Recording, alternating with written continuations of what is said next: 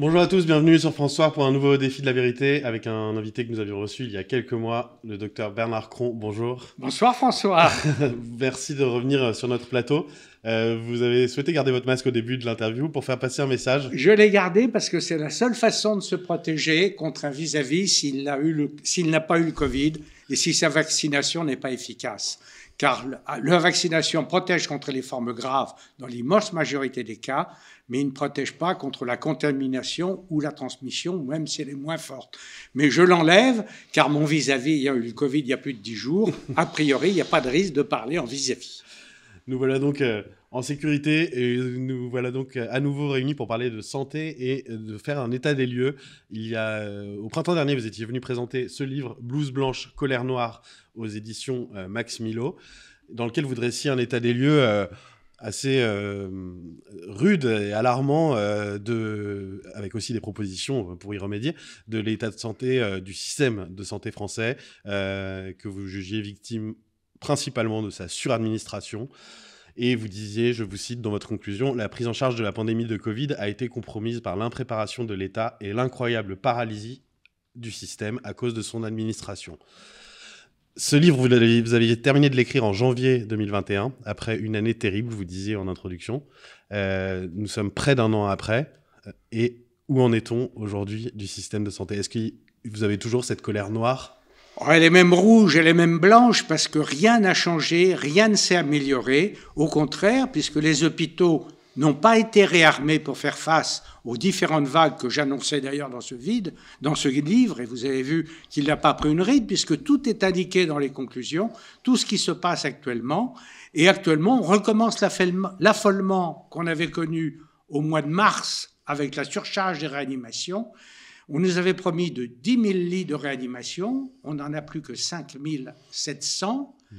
On a 20 000 lits de soins intensifs avec les lits de réanimation, et on est totalement affolé actuellement avec 3 000 malades en réanimation, la moitié étant des Covid.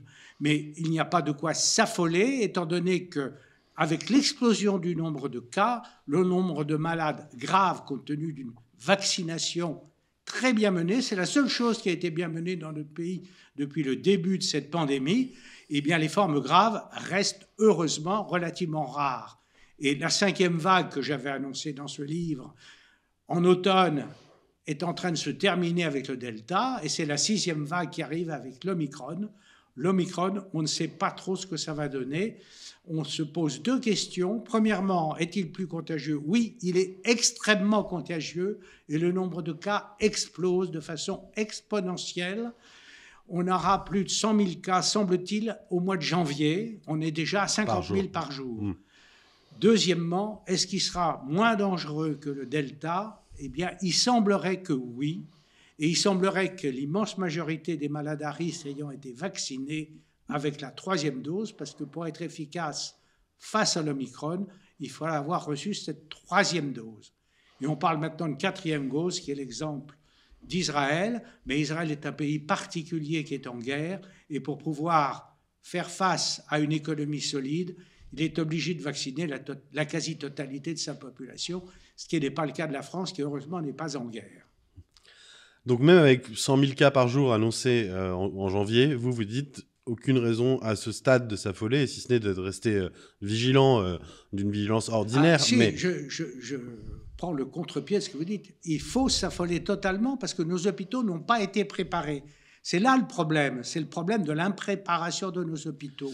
Nos hôpitaux sont toujours l'otage de l'administration. On a voulu obliger les non-vaccinés soignants à se vacciner. Beaucoup ont démissionné, ont préféré aller travailler dans les pays limitrophes où ils sont beaucoup mieux payés qu'en France. Je rappelle qu'une infirmière à l'assistance publique est payée 2 000 € par mois et qu'elles ont du mal à se loger à Paris. Donc l'affolement, c'est la pénurie de personnel.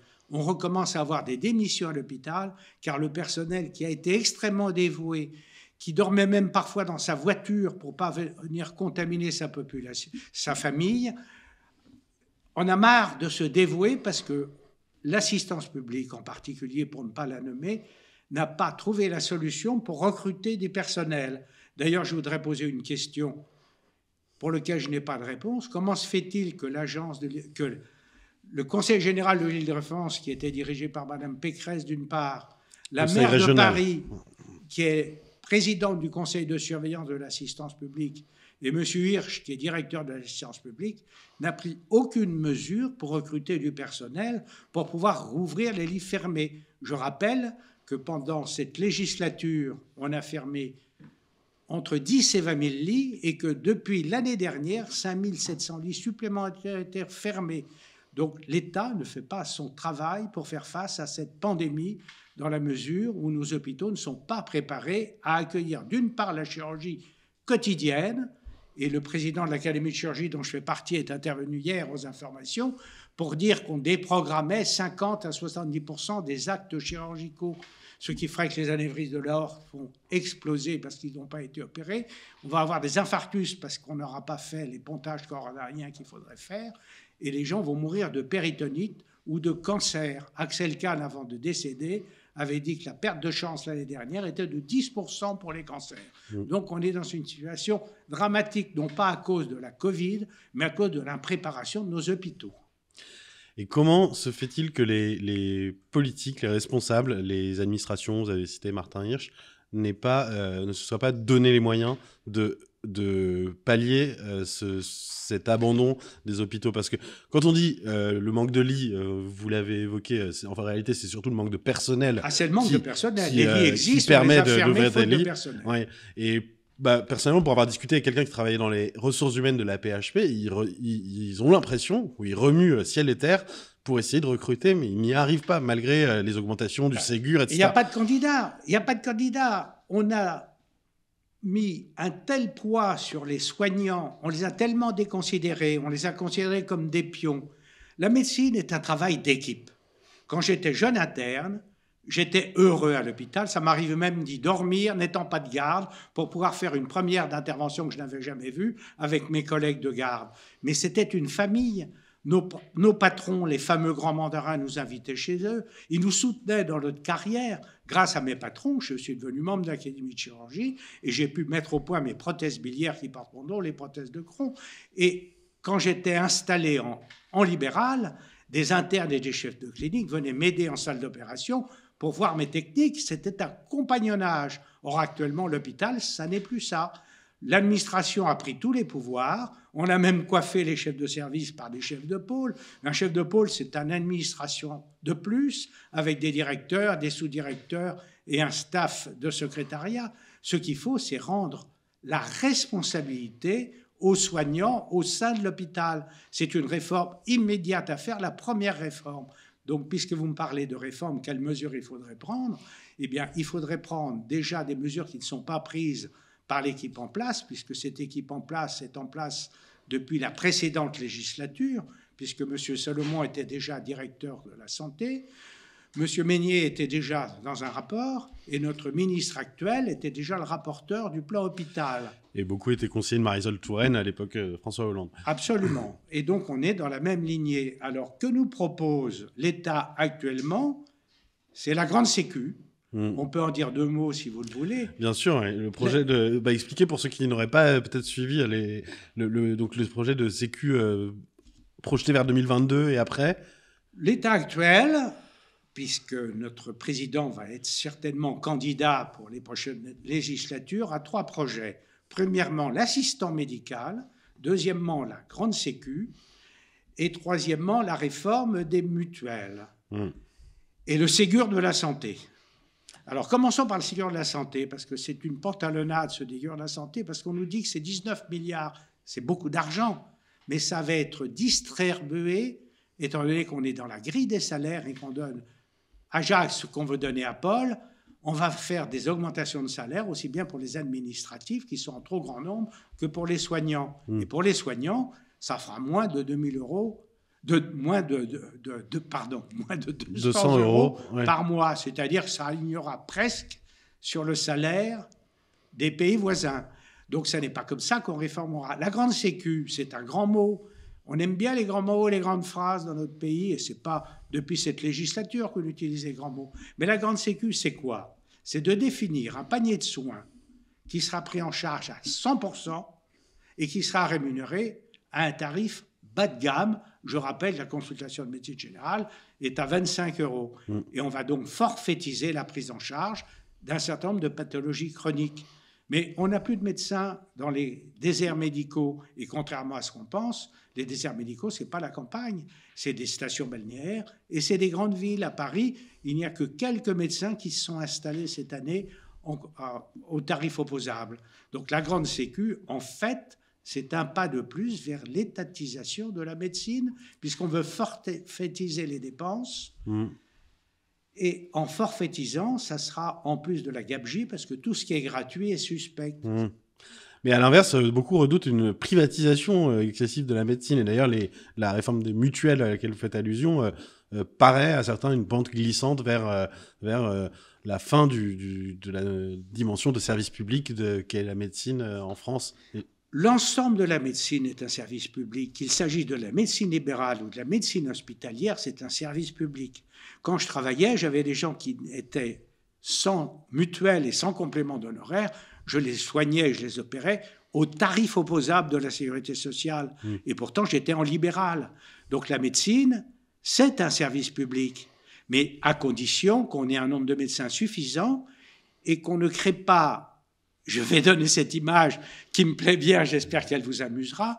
Ça fait plusieurs législatures qu'on va faire rentrer un troupeau d'éléphants, les malades, dans des clapiers à lapins, les hôpitaux, puisqu'on ferme des lits, il n'y a plus de personnel. Ça n'est pas comme ça qu'on peut fonctionner. Il faut retrouver un autre système. Et si vous voulez, à la fin de l'émission, on en parlera pour voir quelles sont les mesures à prendre, parce que je voudrais terminer sur, puisqu'on est en période électorale, et je ne suis pas politisé, je ne suis affilié à aucun parti politique, je n'ai aucun conflit d'intérêt, à souligner les éléments positifs ou négatifs qu'on commence à voir poindre dans les différentes candidatures actuellement aux élections présidentielles. Parlons-en tout de suite, si vous voulez bien. Il y a donc la campagne présidentielle commence à se lancer et les candidats, effectivement, se sont exprimés là-dessus. Vous, donc, sans parler des personnalités politiques, si vous deviez donner 2 ou 3 mesures immédiates et de moyen terme, disons à 1 an, début de la législature. Des personnalités politiques, parce qu'il y a des idées qui sont bonnes et d'autres qui sont mauvaises. On a parlé du candidat Macron, qui va continuer la droite ligne de sa politique, qui montre son échec avec ce qui se passe, avec la déshérence des hôpitaux et des réanimations, et la déprogrammation de 50 à 70% des actes chirurgicaux dans beaucoup d'hôpitaux. Ça, c'est la première chose, et la pénurie de personnel. Il y a d'autres mesures qui sont évoquées par des candidats qu'on catégorise dans l'extrême droite, ou tout au moins qui sont peut-être très à droite, c'est de s'attaquer aux gabegies des dépenses, aux dépenses des fausses cartes mutuelles, parce qu'effectivement, il y a des millions de cartes vitales, et je crois que faire une carte vitale comme un passeport ou comme une carte d'identité identifiable permettrait de supprimer ce trafic des cartes vitales, puisqu'il y a certains quartiers où on se passe les cartes vitales de l'un à l'autre pour se faire rembourser. Donc ça, c'est une première chose. Il y a d'autres candidats qui veulent supprimer l'AME, l'assistance médicale d'État, qui coûte plus d'1 milliard par an. On ne peut pas supprimer l'aide aux gens qui sont malades, parce que sinon, ils vont contaminer, si c'est une maladie épidémique, leurs voisins. Mais par contre, opérer à l'assistance publique 26 000 malades étrangers par an, qui souvent ne vont pas payer leurs factures, car on ne paye pas à l'hôpital, l'hôpital envoie sa facture, c'est certainement une direction à suivre, mais ce n'est pas ça qui donnera le budget qu'il faut pour réformer la santé. Le budget qu'il faut pour réformer la santé, c'est supprimer tous les doublons administratifs, et Mme Pécresse semble aller dans ce sens-là, mais là, le fera-t-elle puisqu'elle était à la tête de l'Île-de-France? Je ne sais pas trop ce qu'elle a fait par rapport à l'assistance publique. Pour l'instant, je ne sais pas quel est son conseiller santé, mais il semble être sur les traces d'un de ses prédécesseurs qui n'a pas pu être élu. Ça reste à écrire. Elle veut supprimer des centaines de milliers de fonctionnaires, on le lui reproche, mais il est évident qu'on a beaucoup trop de fonctionnaires administratifs à l'hôpital. Vous préconisez d'en supprimer carrément un tiers. Il faut en supprimer un tiers, puisqu'avec 32% d'administratifs à l'hôpital, c'est la moitié en plus qu'en Allemagne, qui en a 22%. Ça représente 100 000 postes de soignants. Mais il n'y a pas qu'à l'hôpital, il y a tous les doublons des agences de santé. Je rappelle que lors de la précédente législature, notre ministre de la Santé, au moment du début de la pandémie, était censé avoir reçu une lettre de l'administration qui datait du 19 mars 2019, disant qu'on n'avait plus de stock de masques. Elle a déclaré dans une audience qu'elle n'aurait jamais reçu cette lettre. Donc, si vous voulez, il y a une déshérence totale de ces systèmes administratifs. Oui, c'est bien la peine d'en avoir autant si c'est pour donc ça sert à rien, c'est doublant. Donc il faut tailler dans le vif là-dedans. Est-ce que vous incluez là-dedans les agences régionales de santé? On a vu récemment un jeune directeur général de l'agence, l'ARS de Nouvelle-Aquitaine, qui déclarait sur un plateau de télévision, qui accusait nommément les personnes non vaccinées d'être les responsables directs de la surcharge des services hospitaliers en ce moment. Quand vous entendez ça, ça vous fait hurler? Ça me fait bondir au plafond, parce que la surcharge des services hospitaliers, c'est lié à la pénurie de personnel. Ce n'est pas parce qu'on a 3000 malades en réanimation que les hôpitaux sont surchargés.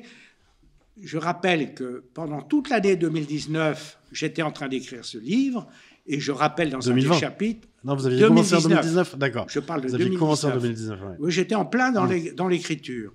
Et qu'il y avait des suicides d'internes en médecine, des grèves des urgentistes. Il y avait jusqu'à 25 millions de passages aux urgences par an à l'hôpital, alors qu'actuellement, les urgences sont désertées. Donc, ces passages à l'hôpital étaient inutiles. Et elles étaient remboursées à 100%, mais ça coûtait 250 € à la sécurité sociale pour payer l'hôpital, pour recevoir une urgence. Il y avait des grèves des IBOL, les infirmières de salle d'opération, et des IAD, les infirmières anesthésistes, pour donner les signaux d'alarme. Mais ces signaux d'alarme n'ont pas été entendus. On n'a rien fait pour pouvoir recruter du personnel. Il faut du temps pour le former.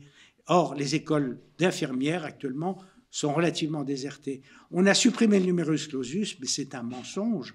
On l'a supprimé à la fin de la première année pour prendre 10 000 étudiants en première année de médecine. Mais à la sortie, on a gardé le numerus clausus. Ouais. Ainsi, pour les postes en réanimation, en octobre 2021, on a augmenté le nombre de postes de 2 places. Or, on manque de réanimateurs, on manque de personnel de réanimation. Donc la réforme, c'est de s'attaquer tout de suite au 2e cycle des études de médecine. C'est une des propositions d'un candidat de médicaliser le 2e cycle. Si on médicalise de façon intensive le 2e cycle, il n'y aura pas besoin de faire un internat de 4 ans en médecine générale, car les futurs médecins généralistes seront formés à la médecine générale en allant faire des stages dans les maisons médicales ou dans les cabinets en province, et auront envie de s'installer, parce que j'ai fait des remplacements de médecine générale avant d'être chirurgien. Et c'était un métier merveilleux. On était au contact de la clientèle, on pouvait faire des diagnostics, mais pour ça, il faut former les gens. Or, actuellement, avec la suppression des concours, et je remercie au passage M. Kouchner, qui a supprimé le concours de l'internat en 2002, et je remercie au passage Mme Aubry, qui a créé les 35 heures pour le personnel de santé, qui ont fait beaucoup mais de dégâts. Sans former du personnel supplémentaire. Je voudrais m'arrêter sur ces 2 réformes. Un des candidats propose de refaire la sélection, la méritocratie, de façon à avoir de nouveau des médecins de très grande qualité pour rehisser notre système de santé au premier rang, comme c'était le cas pendant toute la période où j'ai travaillé, car à cette époque-là, on récompensait le mérite et on pouvait accepter qu'il y ait des mandarins et des chefs de service. On ne veut plus de pouvoir médical, parce que le pouvoir médical gêne le politique. Et ça, c'est continu depuis la fin des années Giscard, puisqu'à la fin des années Giscard, on a créé le MICA pour que les médecins partent à la retraite à l'âge de 55 ans en leur donnant des indemnités, ce qu'a prolongé M. Juppé, pour ne pas le nommer, avec ses ordonnances. Et pendant l'ère de M. Mitterrand, le numerus clausus avait été maintenu à 3 500. Actuellement, il en faudrait 12 000 par an pour repeupler les déserts. On est actuellement à 9 000. Alors, la solution que je propose, c'est de mieux former lors du 2e cycle les étudiants en médecine, de raccourcir d'1 an ou de 2 ans l'internat de médecine générale, car actuellement, avec un internat de 4 ans, ils ne s'installent pas dans les déserts, ils ne s'installent pas en médecine générale, et ils choisissent une spécialité. Il faut donc s'attaquer d'urgence au 2e cycle et au 3e cycle, de façon à former suffisamment de médecins pour repeupler les déserts. Et j'ai une dernière proposition à faire, puisqu'il sera difficile, avec la politique menée par les doyens des universités, qu'une vision un petit peu identique à ceux des énarques, c'est-à-dire de contrôler l'ensemble du système, c'est de créer un concours ouvert à l'ensemble des ressortissants de l'Europe et à tous les pays francophones pour recruter plusieurs milliers de médecins de façon à repeupler les déserts. Si on fait un concours et si les primes d'installation et si la tarification le permet, ça permettrait de recruter des milliers de médecins en quelques années. Et si on recrute des médecins de pays du Maghreb ou du Liban ou d'autres pays francophones ou européens, on va déshabiller Pierre pour habiller Paul et on créera des manques dans des pays qui viendront se soigner chez nous. Vous avez tout à fait raison, monsieur. C'est exactement ce qui a été fait. On a actuellement 30 000 postes occupés par des Syriens, des Irakiens, des Libanais, des Algériens, des Tunisiens, des Marocains. Je leur rends hommage parce qu'ils sont francophones, ils respectent nos habitudes. Ils acceptent des conditions de travail ils sont parfois plus très dures performants. Et on les a recrutés au lieu de recruter des enfants issus de notre sérail parce qu'on les paye beaucoup moins cher, on les exploite, on les fait travailler près de 100 heures par semaine. Et si on n'avait pas ce personnel issu de ces pays de l'autre côté de la Méditerranée, nos hôpitaux seraient fermés. Alors, vous avez déroulé quelques-unes de vos propositions. Est-ce que vous serez prêt à vous jeter dans la bataille électorale auprès d'un candidat qui reprendrait pour l'essentiel vos propositions, ou est-ce que vous préférez rester à votre sur le banc de touche, prêt à se donner vos conseils? Je suis tout prêt, et on m'en a fait la proposition de faire un shadow cabinet pour contrebalancer les propositions qui ne sont pas bonnes. Je suis tout prêt à soutenir ou à conseiller des candidats, quel que soit leur échelon politique, car ma vision n'est pas politique, je suis un libéral, je ne suis attaché à aucun parti politique, mais je serai prêt à conseiller avec la vision que j'ai un candidat qui serait prêt à se lancer dans la bataille de la réforme de la santé. Car je rappelle que ma vision, on peut croire que j'ai la grosse tête, j'ai la chance d'avoir connu tous les concours que j'ai réussi très tôt. J'ai pu commencer ma chirurgie à l'âge de 25 ans, je me suis installé à l'âge de 30 ans, j'ai fait des interventions qui étaient des interventions très lourdes, 25 000. J'ai inventé les prothèses biliaires qui portent mon nom. Je suis membre de l'Académie, donc j'ai une vision. Aussi. J'ai une vision, tout à fait. J'ai été dans plusieurs dizaines de congrès et fait environ 300 publications, dont dans le journal L'Internat de Paris, qui est celle de mon association, dont je suis encore vice-président. J'ai une vision panoramique du système universitaire, hospitalier, scientifique et libéral. Je me targue d'avoir opéré, depuis le balayeur jusqu'au ministre, un échelon de population très important, avec qui j'ai d'ailleurs lié des amitiés, quel que soit leur niveau socio-économique. Est-ce que vous pensez que votre vision d'une médecine, de la grande tradition de la médecine française, libérale et hospitalière, remise au goût du jour selon les propositions que vous avez déroulées, peut encore trouver sa place dans ce monde où il y a un démantèlement de ce modèle voulu ou pas, mais en tout cas qui est de plus en plus mis sous la coupe à la fois de l'État et d'intérêts financiers qui se tendent la main? Et est-ce que vous n'avez pas peur de devoir écoper avec une petite cuillère l'océan? Eh bien, si on s'attaque au mal de notre société, c'est-à-dire la suradministration et la pensée unique issue des grandes écoles de l'État qui pensent que les médecins sont là pour gagner de l'argent et dépenser de l'argent, eh bien, il faudrait arriver à convaincre un candidat que le médecin est là pour soigner, il a besoin d'avoir un niveau socio-économique normal parce qu'il fait un métier fatigant, il se lève la nuit, il fait des urgences, mais il doit être récompensé et honoré. Ça n'est plus un sacerdoce, c'est devenu un métier, mais ça n'est pas un métier comme les autres. Quelques questions pour terminer.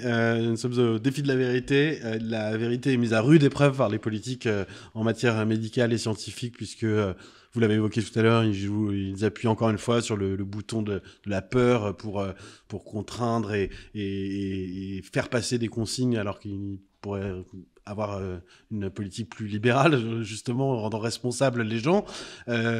Sur quelques points actuels, la vaccination des enfants, qui est très fortement poussée par nos gouvernants, vous dites oui, non, prudence.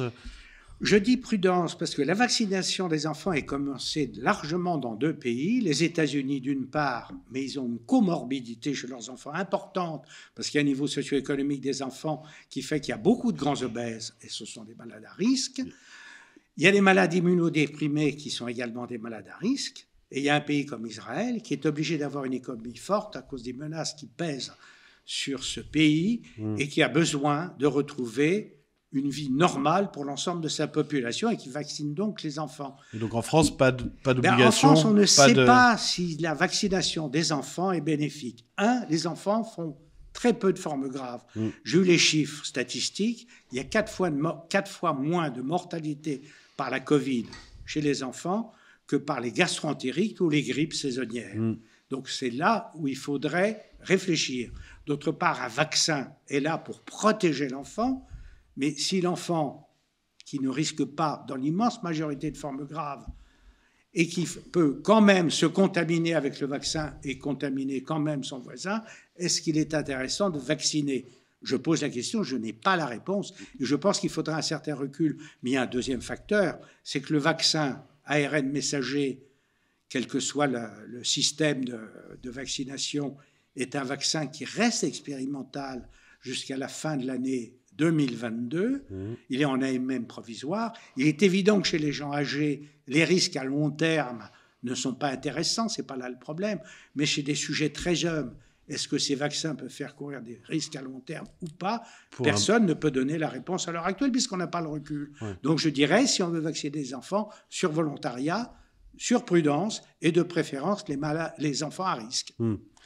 La transformation du pass sanitaire en pass vaccinal, pour vous, c'est un épiphénomène. Le pass sanitaire a permis de forcer les gens à se vacciner, puisqu'on ne peut pas rendre ce vaccin obligatoire, puisqu'il est encore expérimental. Le transformer en pass vaccinal, c'est un peu du pareil au même. C'est obliger les gens qui veulent mener une vie normale à se vacciner.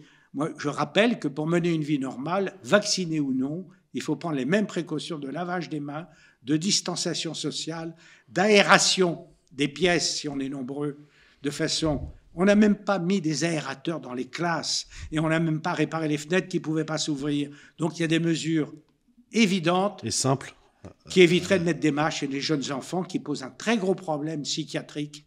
Et les pédopsychiatres tirent le signal d'alarme sur ce sujet-là.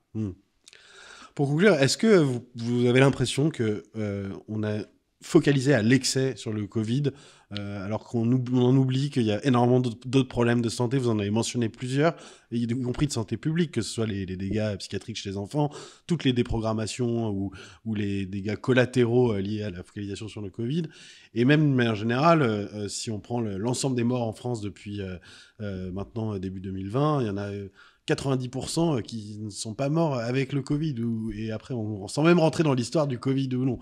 Est-ce que vous pensez qu'on est devenu fou avec ce fameux Covid, ou est-ce que ça vous paraît légitime de garder quand même un curseur, une attention très forte à cette maladie ? Il faut faire très attention, car on ne sait pas si on aura d'autres variants, et si les variants vont être moins agressifs. La logique traditionnelle, c'est ça. La logique, mais il y a un scientifique non des moindres, qui viennent d'attirer l'attention sur le fait qu'étant donné qu'il y a des milliards de gens qui sont vaccinés, et je fais une parenthèse, vacciner le monde entier est une utopie totale. L'immunité de groupe est une utopie totale. Le virus est peu immunisant, le vaccin donne une immunité qui malheureusement baisse avec le temps, même si elle est boostée par le rappel de la 3e dose, voire de la 4e. On ne sait pas où on va avec cette pandémie. Et je reviens alors sur ce scientifique qui disait qu'étant donné qu'il y a des milliards de gens qui attrapent le Covid ou qui sont vaccinés, étant donné qu'on peut attraper en même temps d'autres maladies et d'autres virus, il attire l'attention sur le fait que ce vaccin n'empêchait pas d'attraper la maladie. Donc on pourrait peut-être avoir un risque de virus recombinant. Christian Vélo qui est venu chez nous, on en avait longuement parlé. Effectivement, il avait expliqué le mécanisme qui permet au virus de non pas de muter, mais de se recombiner avec d'autres. C'est des échanges de gènes de deux virus ensemble quand ils sont concomitants. Est-ce que c'est un risque théorique ou pas? Je ne sais, j'ai pas de boule de cristal, je ne connais pas l'avenir. Donc il faut peut-être que notre population accepte de vivre avec le virus en prenant toutes les précautions qu'il faut, en vaccinant toutes les personnes à risque et en faisant les rappels pour les personnes à risque ou les personnes âgées, et surtout de sortir de cette panique tout en continuant de prendre les précautions, de façon à ce que cette période électorale qui devient très importante pour l'avenir de notre pays, puisqu'on est à un croisement de la société, de savoir si on veut aller vers une société multiculturelle à l'anglo-saxonne, si on veut aller vers la société woke et la cancel culture, ou si on veut garder les traditions françaises, et je suis très bien placé pour dire que je fais partie de ceux qui veulent garder les traditions françaises. Moi, mes ancêtres ne sont pas les de Clovis, ne sont pas les Gaulois, mais pour moi, j'accepte Napoléon, j'accepte Louis XIV, j'accepte ses ancêtres, bien que les 3/4 de ma famille viennent de pays beaucoup plus lointains. Je choisis tout, comme disait l'autre. Merci beaucoup, docteur Bernard Combe, d'avoir relevé le défi de la vérité, d'avoir livré votre vérité offensive sur certains points et nuancée sur d'autres avec les inconnus qu'on a en termes de politique actuelle. Merci beaucoup. Merci à vous, et j'ai voulu faire quelques clins d'œil à quelques candidats, donc j'accepte certaines propositions, mais pas toutes. Les initiés auront certainement reconnu ceux à qui vous faisiez référence. Merci à tous d'avoir suivi ce défi de la vérité. N'hésitez pas à réagir, rebondir, commenter, partager. À très bientôt sur francesoir.fr. Au revoir.